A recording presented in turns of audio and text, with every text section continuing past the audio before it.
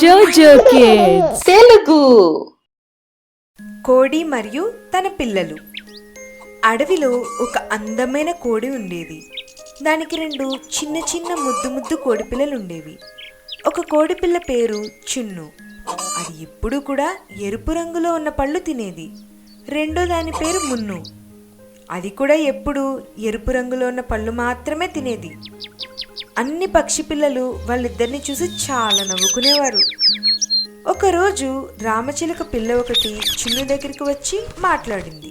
చిన్ను, నువ్వు ఎప్పుడు ఎరుపు రంగులో ఉన్న వాటిని ఎందుకు తింటావు? మిత్రమా, నేను ఎర్రగా ఉంటాను కదా, అందుకే. అయినా నాకు నిజంగానే ఎర్రని పళ్ళు తినడం అంటే చాలా ఇష్టం. కానీ ఎరుపు రంగును తినడంలో పడి నువ్వు ప్రమాదకరమైనవి తినేస్తావేమో చూసుకో. తర్వాత విచారించి లాభం లేదు. ఇంకా ఎరుపు రంగులో లేకపోయినా కూడా కొన్ని పదార్థాలు చాలా రుచిగా ఉంటాయి. నువ్వు అవి తినకపోతే వాటి రుచి నీకు ఎలా తెలుస్తుంది? నాకు వేరేవి తినడం ఇష్టం లేదు, ఒక ఎర్రనివి తప్ప. ఎప్పుడు ఎరుపు రంగువే తింటా అని కూడా నేను ఒట్టు వేసుకున్నా. ఒకరోజు చున్ను ఒక మొక్క దగ్గర ఎర్రగా ఒకటి ఉండడం చూసింది. అది ఇంకేదో కాదు, ఒక చిన్న ఎర్ర మిరపకాయ. చున్ను దాన్ని వెంటనే తన నోట్లో పెట్టుకొని తినేసింది. తిన్న తర్వాత అది గట్టిగా అరవడం మొదలుపెట్టింది. అరే, కాపాడండి! ఏంటిది? ఏం తిన్నాను నేను? అమ్మా, నేనేం తిన్నాను? నా నోటిలో చాలా మంటగా ఉంది. అరే, ఇది మిరపకాయ అనుకుంటా. అవును, నేను మిరపకాయనే తిన్నాను. నా నాలిక మండిపోతుంది. చున్ను అరుపులు విని కోడి పరిగెట్టుకుంటూ వచ్చింది. మున్ను కూడా పరుగునొచ్చింది తన అన్న దగ్గరికి. మున్ను దగ్గర చిన్న బెల్లం ముక్క ఒకటి ఉంది. తాను చున్నుతో ఇలా అన్నాడు, నా దగ్గర ఈ బెల్లం ముక్క తీసుకో. చున్ను, నువ్వు వెంటనే ఇది తినేసాయి. చున్ను వెంటనే బెల్లం ముక్క తినేసింది. దాని నోటిలో మంట వెంటనే తగ్గింది. కోడి చున్ను మరియు మున్నుని తన దగ్గరికి తీసుకుని నచ్చజెప్పింది. మనం ఎప్పుడైనా ఏదైనా తిండి వస్తువుని చూసుకుని జాగ్రత్తగా తినాలి, అర్థమైందా? బద్ధకస్తుడైన కాకి మరియు చిన్నారి చిలుక. ఒక చెట్టుపై ఒక కాకి ఉండేది. అది చాలా బద్ధకస్తుడు. అది ఏ విషయమూ పట్టించుకునేది కాదు. దాని గూడు కూడా విరిగిపోయి పాడైపోయి ఉంది. కాకి తనలో తానే ఇలా అనుకుంది, ఎవడి చేస్తాడులే ఇంటి మరమ్మత్తు, ఇలాగే బాగుందిలే. నెత్తిపైన నీడ ఉంటే చాలు, నాకు ఇంటి గురించి ఏమీ భయం లేదు. దీనికి ఏమీ అవ్వదు. ఇవన్నీ వట్టి మాటలు. అదే రోజు రాత్రికి పెద్ద తుఫాను వచ్చి చాలా వర్షం కురిసింది. తుఫాను వల్ల పాపం కాకి గూడు మొత్తం విరిగిపోయింది. కాకి మొత్తం తడిచిపోయి విచారంలో పడింది.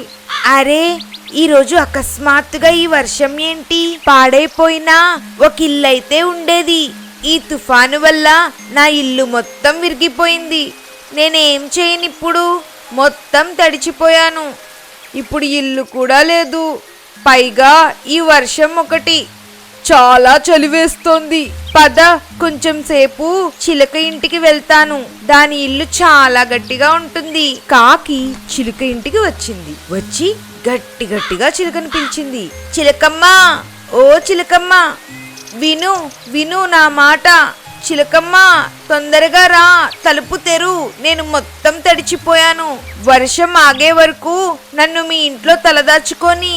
చిలకమ్మ తలుపు తెరిచి ఇలా అంది, సరే సరే కాకి అన్న, తొందరగా రండి. మీరు బాగా తడిచిపోయారు. ఇదంతా ఎలా అయింది? అరే, ఈ తుఫాను వల్ల నా ఇల్లు కింద పడి విరిగిపోయింది. అందుకే నీ దగ్గరికి వచ్చాను. సరే అన్నా, ఇక్కడ నువ్వు హాయిగా ఉండు, నాకేమీ పర్వాలేదు. నువ్వు నా అన్న లాంటి వాడువు. కొంతసేపటి తర్వాత ఎప్పుడైతే వర్షం ఆగిందో కాకి మాత్రం బయటికి వెళ్ళలేదు. అది అక్కడే ఉండాలని నిర్ణయించుకుంది. అబ్బా, ఇప్పుడు ఎవడు మళ్ళీ కొత్త ఇల్లు కట్టుకుంటాడు? చాలా కష్టం. ఈ చిలుక ఇల్లునే ఎందుకు ఆక్రమించకూడదు? చాలా బాగుంది ఈ ఇల్లు. కానీ అన్నా, వెళ్ళు, వర్షం తగ్గిపోయింది. వెళ్ళు, కొత్త ఇల్లు కట్టుకో. అరే, అది కుదరదు. నువ్వే వెళ్ళు, నేను ఇప్పుడు ఇక్కడే ఉంటా. కొత్త ఇల్లు కట్టుకోవడం నా వల్ల కాదు. నువ్వే కొత్త ఇల్లు కట్టుకో, నేనైతే ఇక్కడే ఉంటాను. చిలుక మొదట బాధపడింది, కానీ చాలా కోపం వచ్చింది. అది ఆ కాకిని తన ముక్కుతో గుచ్చింది. అరే అరే అరే ఆపవే తల్లి ఆపు, ఎందుకు గుచ్చుతున్నావు? వదలవే తల్లి వదులు, సరే వెళ్ళిపోతా. కాకి అక్కడి నుంచి పారిపోయింది. మరి అలా చిన్నారి చిలుక తన చక్కటి ఇల్లుని కాకి బారి నుండి కాపాడుకుంది.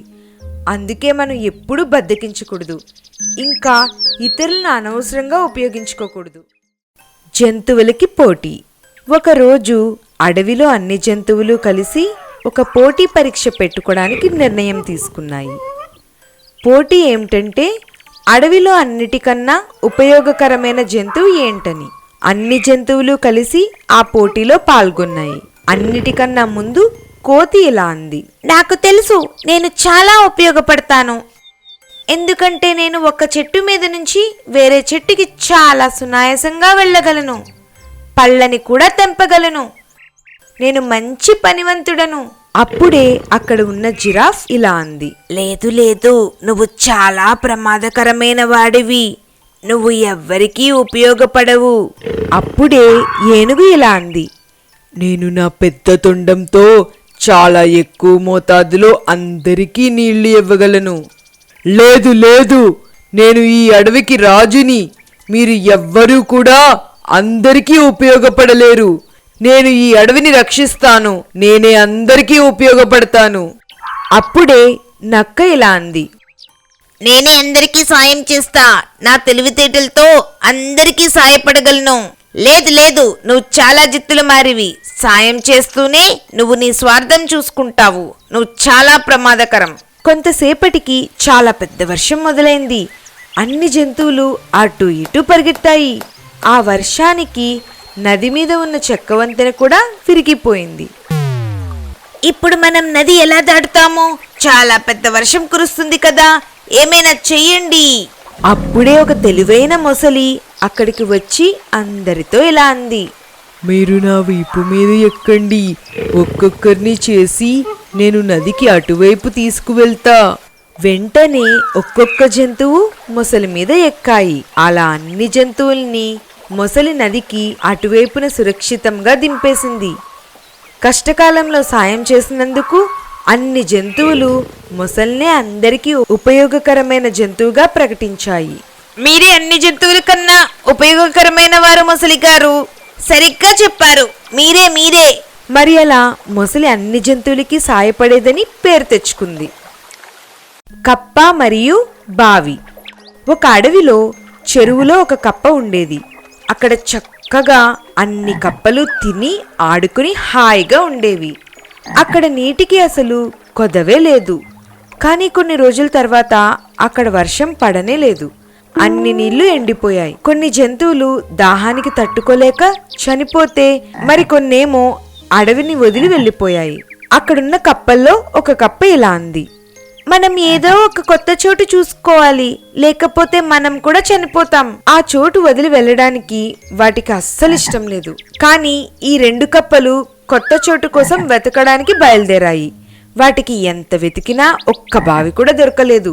అప్పుడు అనుకోకుండా ఒక దగ్గర బావి కనిపించింది. అప్పుడు ఒక కప్ప ఇలా అంది, చూడు మిత్రమా, అదిగో బావి. అవును, పద తొందరగా, నాకు చాలా దాహం వేస్తోంది, అక్కడ తప్పకుండా నీళ్లు ఉండి ఉంటాయి. రెండు కప్పలు గబగబా బావి దగ్గరకు వెళ్ళాయి. పద, మనం కిందకి దూకుదాం, చాలా దాహంగా ఉంది. లేదు లేదు, ముందు మనం చూద్దాం అసలు బావిలో నీళ్లు ఉన్నాయో లేదో. కానీ రెండో కప్పకి అసలు కొంచెం కూడా ఓపిక లేదు. మిత్రమా, అదేంటి, నీళ్లు తప్పకుండా ఉంటాయి, నువ్వు ఎప్పుడు ఇంత ఎక్కువగా ఎందుకు ఆలోచిస్తావు? మిత్రమా, అక్కడ గాని నీళ్లు లేకపోతే మనం వెళ్ళి సరిగ్గా బండరాళ్ల మీద పడి చనిపోతాము. కానీ రెండో కప్ప మాట అస్సలు వినలేదు. ఇంకా మరోసారి ఆలోచించకుండా కప్ప బావిలోకి దూకింది. గట్టిగా కింద పడిపోయినట్టు చాలా పెద్ద శబ్దం ఒకటి వచ్చింది. ఎందుకంటే అక్కడ నీళ్లు లేవు, రాళ్లు మాత్రమే ఉన్నాయి. తొందరపాటులో ఆ కప్ప తన ప్రాణాలను కోల్పోయింది. కప్పకి చాలా బాధ కలిగింది. వద్దని చెప్పినా కూడా నా మాట ఎందుకు వినలేదు? మనం ఏ పని కూడా తొందరపాటుగా చేయకూడదు. తొందరపాటులో తీసుకున్న నిర్ణయం ఎప్పుడూ తప్పుగానే ఉంటుంది. అమాయకుడైన జింక. ఒక జింక ఉంది. అది చాలా గడ్డి తినేది. దానికి ఒక చెడు అలవాటు కూడా ఉంది. అది తినేటప్పుడు మొత్తం వేర్లతో గడ్డిని బయటకు తీసేసేది. ఈ విషయాన్ని మిగతా జింకలు దానికి చెప్పడానికి ప్రయత్నించాయి. ఇదేంటి ఇలా చేస్తున్నావు? నువ్వు గడ్డి ఎలా తింటున్నావు? మొత్తంగా వేళ్లతో తినేస్తున్నావు. ఇది తప్పు. నువ్వు నోరు మూసుకో. నాకు నువ్వేమీ చెప్పనవసరం లేదు. నాకు ఎలా ఇష్టమైతే అలా నా గడ్డిని తింటాను. ఒక విషయం అయితే చెప్తా విను. నువ్వు ఇలా గడ్డిని పాడు చేస్తే గడ్డి మళ్ళీ ఎదగడానికి చాలా సమయం పడుతుంది. వేళ్లతో గడ్డిని తీయకూడదని నువ్వు అర్థం చేసుకోవాలి. ఎందుకు తీయకూడదు? నువ్వు వెళ్ళి నీ గడ్డి తిను, నన్ను ఇబ్బంది పెట్టకు. కానీ జింక ఎప్పుడూ కూడా ఎవ్వరి మాట వినేవాడు కాదు. ఒకరోజు అది గడ్డి తినడం సింహంరాజు చూశాడు. అప్పుడు జింక సింహాన్ని చూసి భయంతో అటు ఇటు పరుగులు తీశాడు. అది చాలా దూరం పరిగెత్తాడు. ఇంకా చాలా దూరం వెళ్ళాక దానికి ఒక పెద్ద చెట్టు పొద కనిపించింది. అది ఆ పొద వెనకాతలు దాక్కుంది. అమ్మా అమ్మా! పాపం జింక చాలా అలసిపోయింది. అమ్మా! అక్కడికి దగ్గరలోనే ఇంకో జింక గడ్డి తింటుంది. నీకు ఏమైంది? నువ్వు ఇక్కడికి ఎందుకు వచ్చావు? ఇలా పరుగులు పెడుతున్నావెందుకు?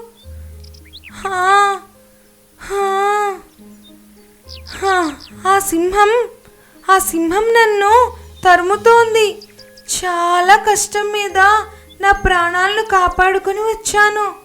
దారిలో ఎక్కడ దాక్కోడానికి కూడా చోటు దొరకలేదు. మొత్తం గడ్డి మొక్కలు నువ్వు వేళ్లతో తీసి బయటపడేశావుగా. నువ్వు సరిగ్గా చెప్పావు. ఈ రోజు తర్వాత ఈ విషయం గుర్తుపెట్టుకుంటా. నన్ను క్షమించు.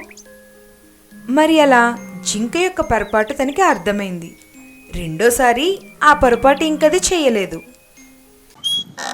Please subscribe.